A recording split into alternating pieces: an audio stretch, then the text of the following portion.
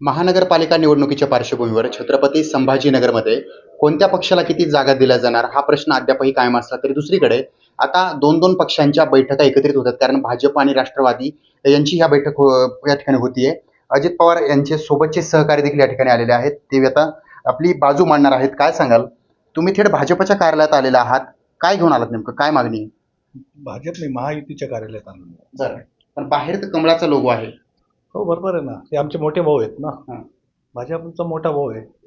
लहान भावाने मोठ्या भावाकडे आलं तर काही प्रॉब्लेम नसतो. बरं, पण लहान भाऊ कधी मागायला आलाय, किती मागणार आहे तुम्ही? अजून ते आता आम्ही चर्चा सुरू करतो आणि नक्कीच मला सांगतो. बाहेर आपण आले की आकडा काहीतरी सांगतो. डोक्यात घेऊन आलास ना नाही, तुम्ही? तसं काही नाही, आम्ही असं काही नाही, मेरिटवर जे असेल त्या गोष्टीबद्दल बोलणार.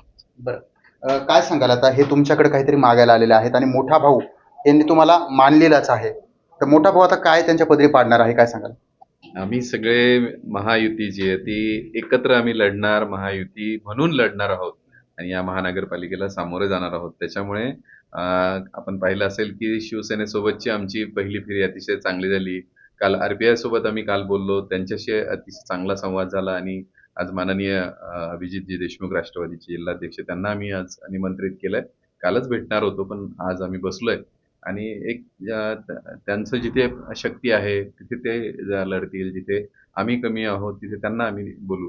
तर अशा पद्धतीने आम्ही अतिशय सामंजस्य आणि हे सगळं ठरवू आणि परत एक अंतिम फेरी करून त्याच्यातून एक चांगला मार्ग काढून महायुती म्हणून समोर येऊ. बरं, पण आता हे जेव्हा आकडे ठरवायचे असतात तेव्हा थोडंसं दबाव वाढतो का? कारण आता काही तुमच्या जुन्या कार्यकर्त्यांना किंवा तुमच्या ह्या सहकाऱ्यांना देखील न्याय द्यायचा असतो.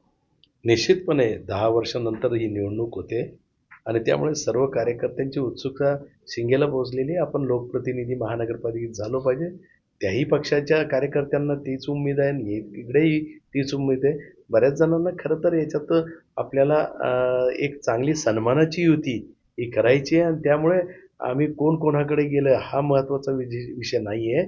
तो समानतेने युती, सन्मानाने युती होणे हा महत्त्वाचा प्रश्न आहे. महाराष्ट्रामध्ये ज्या पद्धतीने मुख्यमंत्री देवेंद्र फडणवीस यांच्या नेतृत्वात महायुतीमध्ये महाराष्ट्राचं एक मोठं परिवर्तन विकासाच्या दृष्टिकोनातून होत असताना त्याच पद्धतीनं छत्रपती संभाजीनगरमध्ये एक मोठं परिवर्तन शहराच्या विकासाच्या दृष्टिकोनाने करायचं आहे आणि त्या सन्मानाच्या युतीतून महायुतीचा एक झेंडा या महानगरपालिकेने फडणवीस दृष्टीने आम्ही करणार. बरं, हे आपण पाहत असाल तर या ठिकाणी एक उमेदवार जो आहेत ते देखील तयारी करतात, त्यांना विचारूयात. त्यांच्या इच्छा ज्या आहेत त्या या वर्षीच्या पाहायला मिळतात. काय भावना आहे? सर्वात महत्त्वाच्या युतीच्या बैठकीत आमची मागणी एकच आहे की आदरणीय देवेंद्र फडणवीस साहेब असतील, आदरणीय दादा असतील, यांनी सांगितलेलं की सर्वात जास्त आम्ही तरुण सहकार्याला संधी देऊ. या बैठकीमध्ये एकच मागणी करणार आहे की युवकांना जास्त संधी द्या.